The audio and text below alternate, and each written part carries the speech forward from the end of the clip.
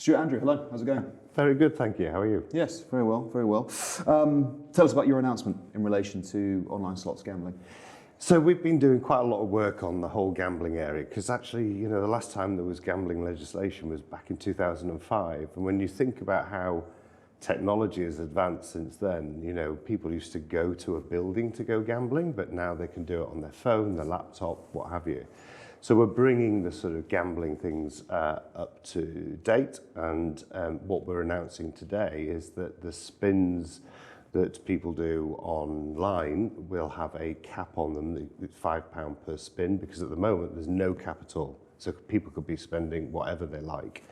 But then really crucially, for 18 to 24-year-olds, we're going to make that a £2 cap. And the reason for that is that we've done a lot of consultation, and the evidence that we've been getting back is that that is the age group that is at most at risk, has the highest prevalence of people going into gambling harm.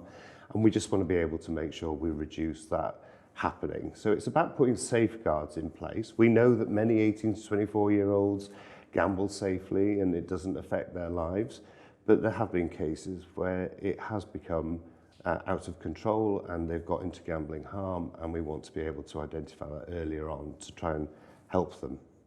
So when someone is 18, they're old enough to pay tax, join the army, get married, start a family. Someone might come back to you and say, discriminating on age, that's a protected characteristic. This is an ageist policy decision. How do you answer that criticism? So I don't think it is, because what we're trying to do here is go with the evidence. We've been really careful that we're not just making it up on the hoof, as it were. We've actually gone out and done research. We've listened to what people have been saying. And we know that young, 18 to 24-year-olds often have lower disposable income, and therefore the impact on their finances can be catastrophic if it gets out of hand. And so just bringing in the £2 level just means that we can bring extra controls, but it doesn't mean we're stopping 18 to 24-year-olds gambling. We're just trying to make sure that it's a safer environment so that they can do that and enjoy it, but it doesn't get out of hand, and then they find themselves in a really difficult financial position. What was it about a limit on stakes that appealed to you, rather than perhaps different policy interventions, for example, imposing timeouts after a certain session or something like that? So there's a number of things we've done. So when we did the white paper, which was basically the big document that covered everything to do with gambling, we had spent a long time, literally, with so many different stakeholders, getting the best research that there is out there. And it's basically that information, that evidence that pointed to action was needed in this area. And that's why we've gone with this. But we are also introducing a statutory levy, which means that we'll have money available to do research, independent research, to see if further work is needed. And we will always keep an eye on this. So we just make sure that if people want to gamble, that's their money, they can do so safely. But if it just starts to get to the point where it's becoming harmful to them, we want to make sure that we're able to step in a bit quicker. In your view, what is it that causes someone to go from gambling behaviour that we would perhaps describe as responsible or quote-unquote healthy into that harmful territory? I think there can be so many different factors, and it would be almost impossible to identify, I think, a specific one, because it depends on each individual. I think, but that's why it's important that we have sort of safeguards in place that can identify if someone is starting to spend more on a more frequent basis, or we can see from other data that their finances might be struggling. Because one of the things that really struck me was when I've met with families who've had people loved ones who've had gambling harm, is one of the things they said to me: if you've got a sort of drug addiction or alcohol addiction, there can often be physical signs that helps their families to identify there's a problem. What these families were telling me is that sometimes this is silent, they don't know, the mood may change, but they can't understand what's happening. So I think we've been, this is why we've taken this very measured approach, but done it very much based on evidence, so that we can ensure that we're making the right changes that are going to bring about that safer environment that we want to see. Would you describe it as a public health approach? So, I mean, look, I think that people get latched onto this sort of public health thing. I think it's about being responsible, in terms of, I think there are public health issues around it because we know that it affects people's mental health. We know that, there can be other effects of people's gambling if it's got out of control. But I think it is about us making sure we are constantly having the measures in place that are keeping it a safe environment. And that's why, as part of the work we're doing, we're also looking at a mechanism of monitoring what we've done in terms of these changes, so that if it throws up something that may be totally different in 2 years' time, we can start to address that much quicker. Research has repeatedly shown that areas with the highest levels of socioeconomic deprivation often have the highest levels of problem gambling. Given that your government has overseen the highest drop in living standards since records began, you have to bear some responsibility for that, don't you? No, look, I mean, I think we've done a tremendous amount in trying to help people in these difficult times. We've given billions to help the households that are struggling the most with their household bills, with these cost of living payments, to try and help those people. We've also increased things like the living wage, because we want people to earn a fair wage from the work that they do. So there's a lot of measures that we've done, but there's no doubt it has been difficult. Of course it has, but when you have a pandemic and when you have a war in Ukraine, it's inevitably going to have an impact on our economy. We're not the only ones going through it. Other countries are facing the same issues, but I think we've put in billions of pounds of support to try and help people through these really difficult and challenging times. Liz Truss's period as Prime Minister have anything to do with that economic situation? Well, I mean, I didn't vote for Liz Truss, but I'm glad that we've got Rishi, who is focusing on the issues that matter.